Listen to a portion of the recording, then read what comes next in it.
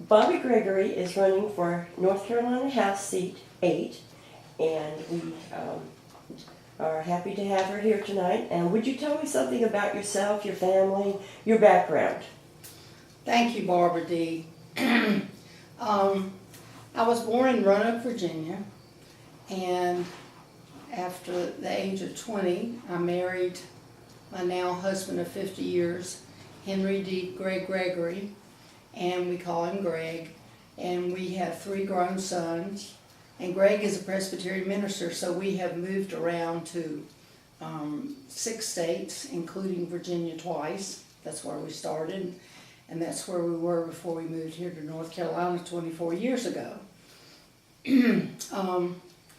My sons were 2 of the 3 were educated here in North Carolina.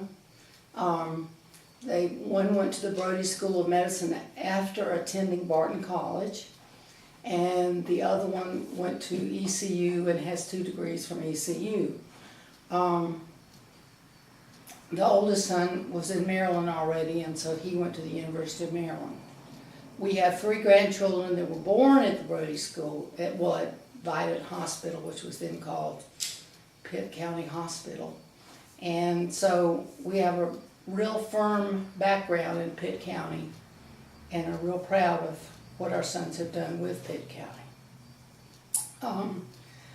We moved here 24 years ago, and I have always been interested in politics, but almost from the time I got here, I have been involved in the political scene of the NCAE because some people questioned me as soon as I got here about the fact, would I run for office in the local NCAE? And I said, well, let me think about it. I didn't think long because I realized that they needed some help. And I'm a person that believes in going and getting things done, so I did help out with that.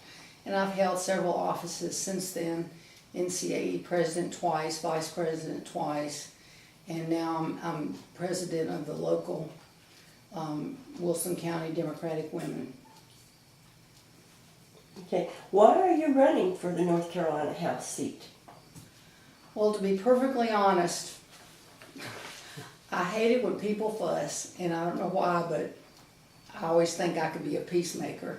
I'm a minister's wife, and that's one reason I guess I think that way. But there are so many things wrong with what our legislature's done to our society here in North Carolina. And I just think my opponent has followed them hook, line, and sinker. She's walked along with the ship, and she's marched with the band, and she's done what they told her to do, and education is worse, the hospitals are worse, healthcare is worse, the job market isn't any better. Everything is just going downhill pretty quickly, and I'm very, very concerned about that, and I really think I can do a better job. Your opponent has supported not expanding Medicaid. Why do you think we need to expand Medicaid? Well, first of all, our state gave back the Medicaid money, and that was wrong. There are people that are absolutely desperate out there. I happen to know a woman very well whose husband had a heart attack. They have no health insurance. He was rushed to the hospital. The first thing she said to the administrators at the hospital was, we have no money whatsoever, and no health insurance. They clean houses, mow grass, do things like that for a living. And they're doing the very best they can do to make ends meet, and have been for years, ever since he lost his job and lost his health insurance. So I am tired of seeing people like that suffer, and people like that trying to get health insurance, people like that trying to figure out what to do. Somehow the doctors took it upon themselves to pay that bill for her because they saw how desperate they were. And that was a wonderful thing, but doctors can't do that forever. And of course all the doctors are sort of sticking together on all this. And I'm not sure why, because sometimes it seems detrimental to them what's happening. But at any rate, I think that we must have the expanded Medicaid. I have a son who made too much one year to have insurance, and the next year he didn't make enough. So he has no insurance whatsoever. So it unfortunately will fall on my husband and I to help him if he were to have a tragedy. Right. You are representing Wilson County and Pitt County, parts of both of them. In Wilson County, 25% of Wilson County is in need of food supplements. That's a very large amount. How will you help restore the changes made to the food stamp program in North Carolina? Well, it's my understanding it was cut by 1/4. And that's like, if the person got $200, that would be $50 a month. $50 a month buys a lot of food, especially if you're on the WIC program or something like that, where the food is a little bit cheaper or they get it a little cheaper. But people that are getting food stamps aren't standing there and putting their hands out for a handout. What they're doing is getting what they deserve. I know when my husband, back 40 years ago, had to have brain surgery, suddenly we went from 2 salaries to 1 salary. And I didn't know at one point how I was going to feed my children, because just a hospital bill alone was humongous, and I really was afraid. And at that time the government handed out things like free cheese, if you remember back in those days. Yes, I do. And we got food stamps and free cheese, and that helped me so much. And of course, cheese can be fattening, but it also is filling and it's nutritional. And so I was very happy to have that program for the little while that I needed it. And as soon as I didn't need it, I gave it back to the state. You know, I took care of my family when they needed to have it. I want to study this completely and give back, you know, the money that is needed to go back into the food stamp program. But I really and truly think that the people that need the food stamps need the food stamps. You can't buy other things with it. You can't buy cigarettes and things like that with it. That's against the law. And very few people try that, to do something like that. Right. Tax cuts for the rich were implemented in the last legislature, and there were increases for the middle class and the poor. Where do you stand on that? Do you support tax cuts for the rich? Well, I don't know why, but this one makes me madder than most of the others. It's because there are so many people out there who really do have yachts and jets, that have maybe $1 million yacht and are paying $1,200 for taxes on that yacht. Well, heavens to Betsy, I pay sometimes that much on my car. You know, I mean, that is not much money. And if you've got a yacht, then you should pay what the yacht is worth in taxes. I mean, this is ridiculous for the rich to be getting richer, and that means they don't have to pay their fair amount of taxes. I think really that we have to take care of this situation, and I'll do the best I can to eliminate these kind of wrongs and to make sure that they're paying their fair amount of taxes. Okay. Let's talk about the Racial Justice Act. It was a very short-term act, and it was repealed after 2 years. Would you support getting it restored? Absolutely. The Racial Justice Act was trying to help people that I think had been incarcerated. Right. And they, in some cases, were incarcerated erroneously. And we need to make sure that they have the right kind of representation. The Racial Justice Act is almost a scary thing to me, because I remember seeing pictures of lynching when I was a little girl, and I didn't understand how human beings could do such a horrible thing to other human beings, even though at that time in my life I grew up in the South, and I didn't know a whole lot about black people, African Americans. Back then they were called Negroes. And I just knew things like, on the bus I rode to town whenever I had to go downtown, and it said, on the front of the bus in bold letters, whites to the front, colored to the rear, state law. And no exceptions were made. I just know that when you find somebody innocent after they've been murdered in the prison system, you can't bring them back. I know that people have to be judged by their peers, but so many times a person of color has been judged by an all-white jury, and in many cases an all-white male jury. And we know how things have changed since women have been able to walk to the beat of a different drum, their own drum, in many cases. And I'm just very concerned about the Racial Justice Act. We have to get it restored, we really do. And just remember the old Jim Crow law, and we don't need to go back to those days and times. Okay, thank you.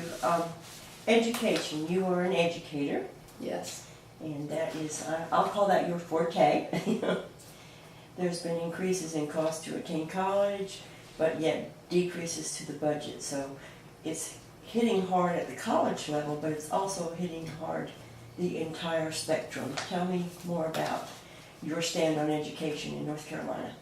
Well, as I've been making phone calls around the area, I've called a lot of 18-year-olds who have just come out of high school and have just now gone into college, whether it be community college or whether it be a 4-year school. And they're very scared because of the raise in tuition and the raise on the books and the raise of the food.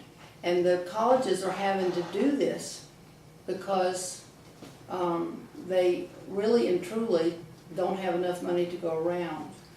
Now, I'm sure that my opponent is a wonderful member of her community, and she has done wonderful things through her PTO, and she's a wonderful mother. But, as you can see from this, she's acting like a teacher, and she's not a teacher. I am the former teacher. I am the teacher running for the House seat. I know what's going on in the legislature.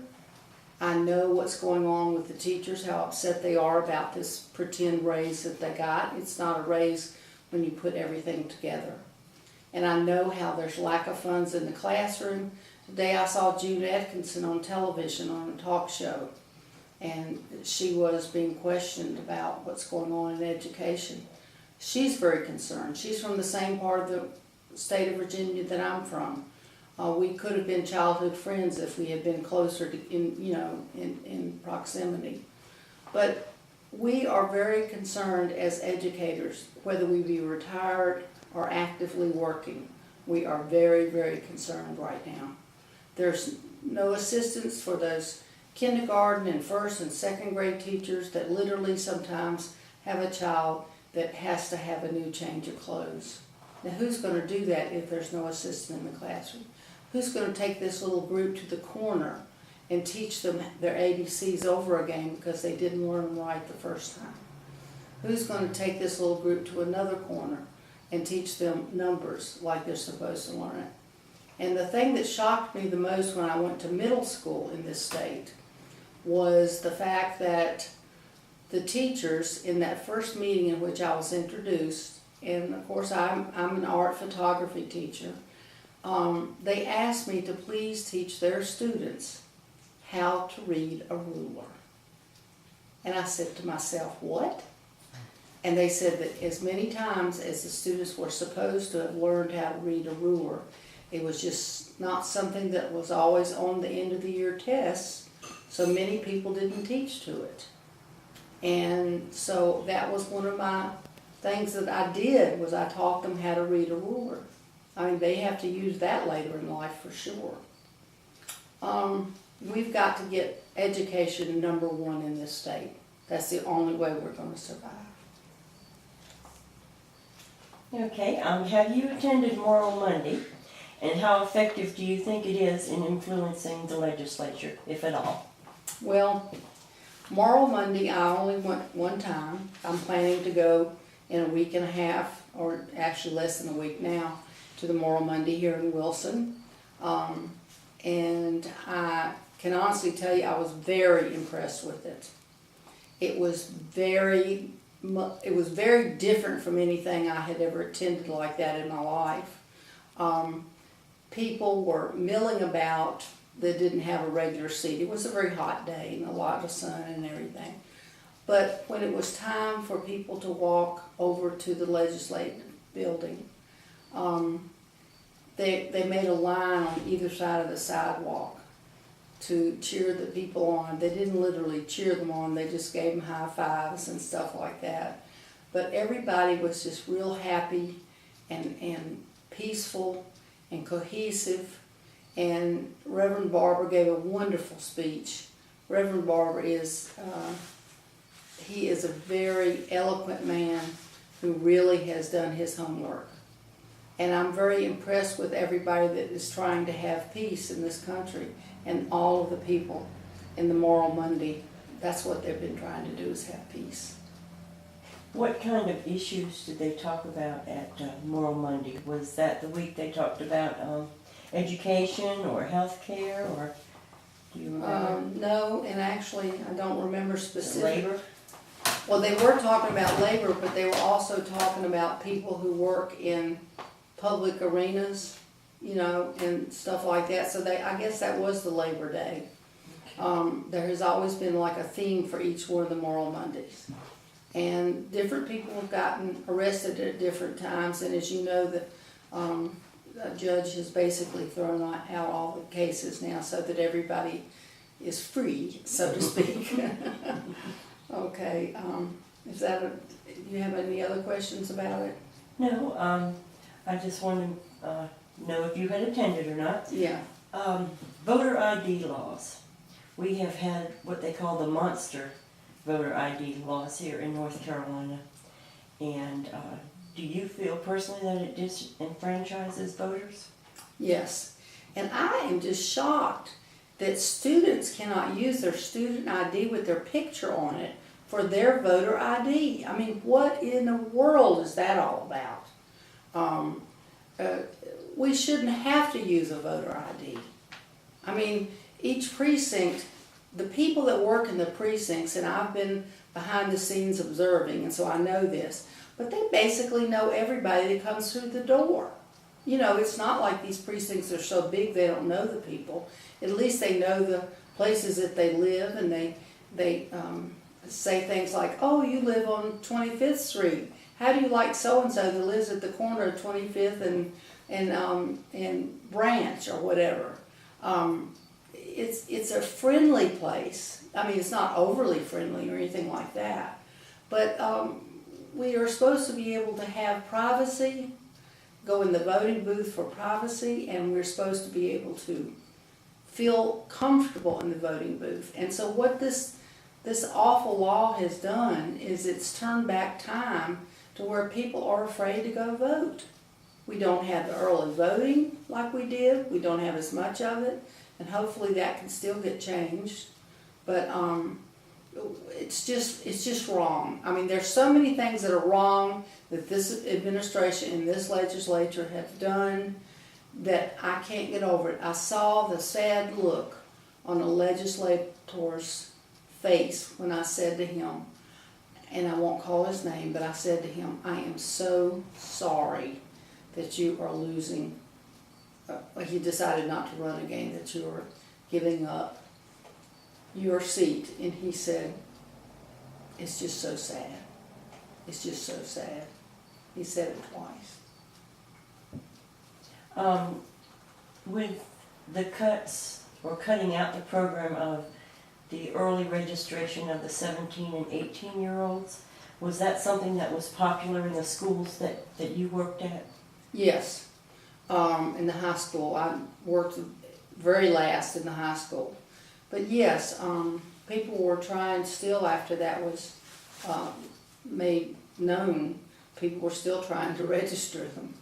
Of course, they do register 17 and 18-year-olds when they get their driver's license, They do that in the state, and I'm glad that they're doing that, because all the 17 and 18-year-olds I'm talking to, I ask them, are you registered? And they all say yes, because that's how they got that done. But they're not quite as afraid to go and vote as the older folks are. The older folks are still asking me and other people, do we have to show our ID? And I mean, isn't the driver's license sufficient? And if you're an old person and don't have one, what are you going to use? You can't use a library card. You can't use the Golden Circle card like the credit union has. It has your picture on it. I mean, there's so many things you can't use. They ought to fix it so that there's some things you can use. Right. Unemployment aid that will reduce benefits, and the legislature has denied the long-term unemployed benefits. Our legislature has hurt the jobless. What would you do to restore these benefits? Well, I say that I would fight. And I'd get in there with the other legislators that would want to do the same thing, and we could bring up some bills. But the unemployed in the state and in all the other states around us, it's just pitiful. There's so many people that need jobs. I know many of them personally. I'm getting tired of saying, have you gotten a job yet? And I hear them say, no, I'm still looking. There's just very few jobs out there. I wish we could be like FDR and make some jobs. That would be wonderful. But it's like our state does really want to have people that are oppressed. Why do you want to oppress people? That makes the economy really, really awful when you want to oppress people like that. I really think deep in their hearts, so many of these Republicans probably think that they're good people.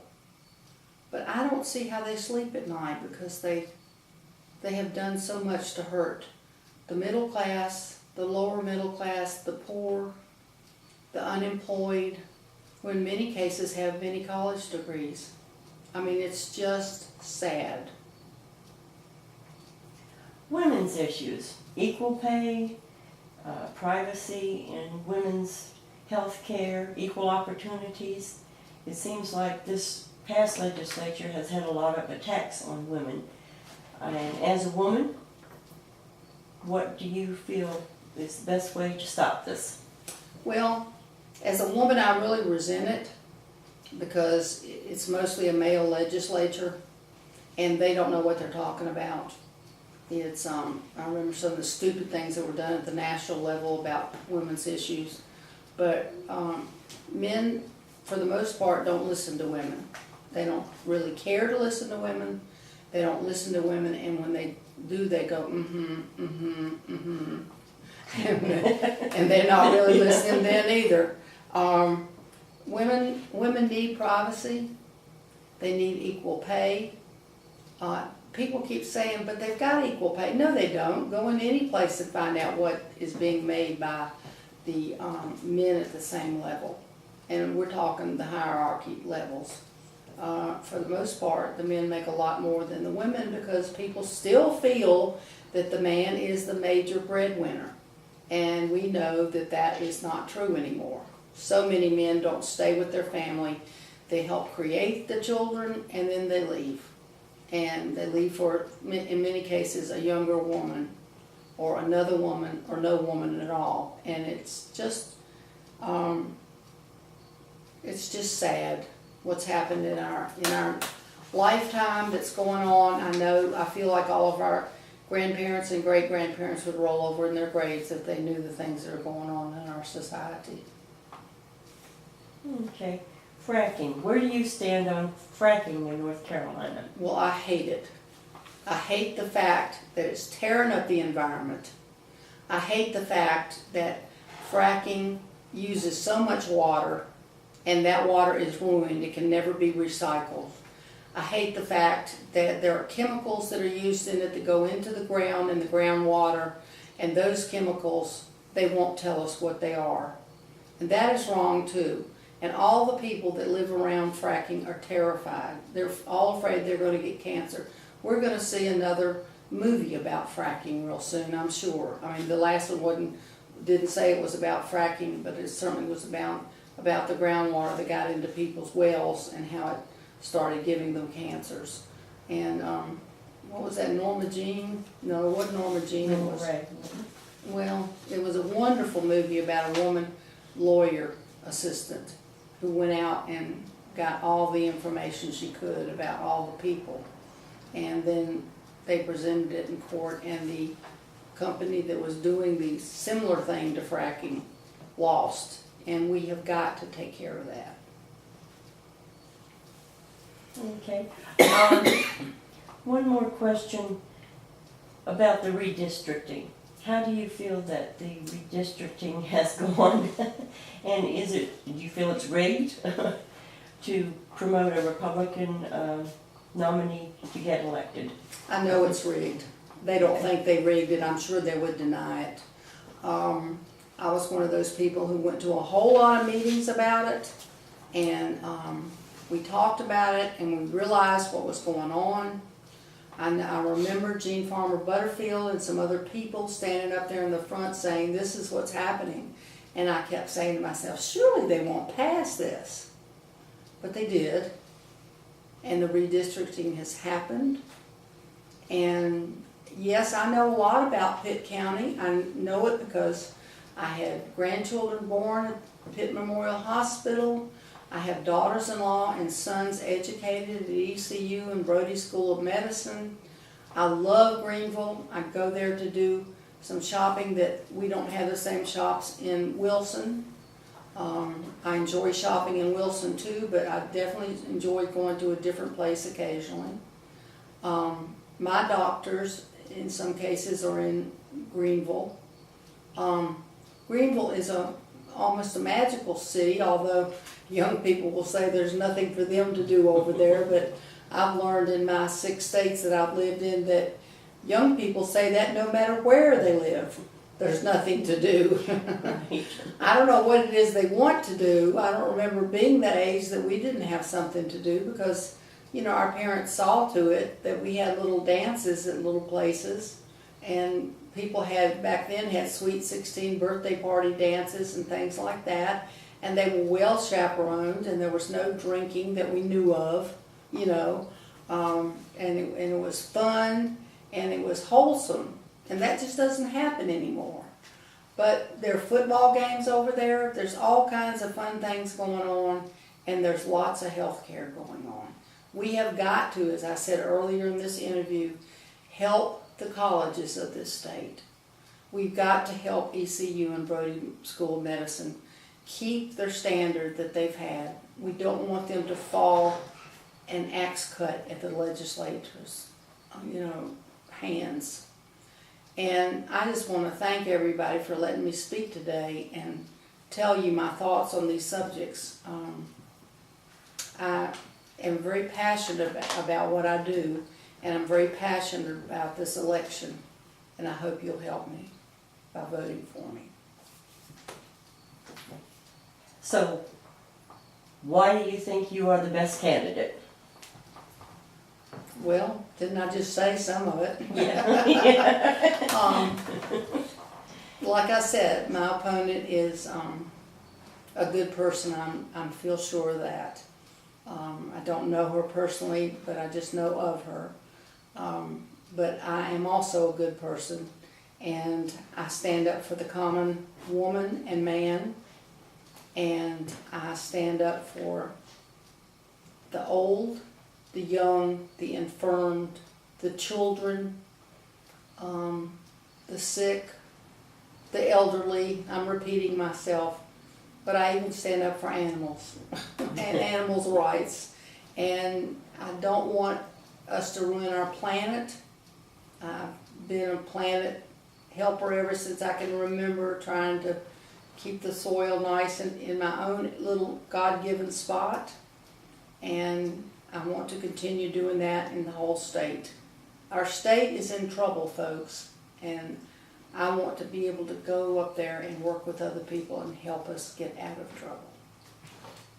Okay, thank you, Bobby Gregory.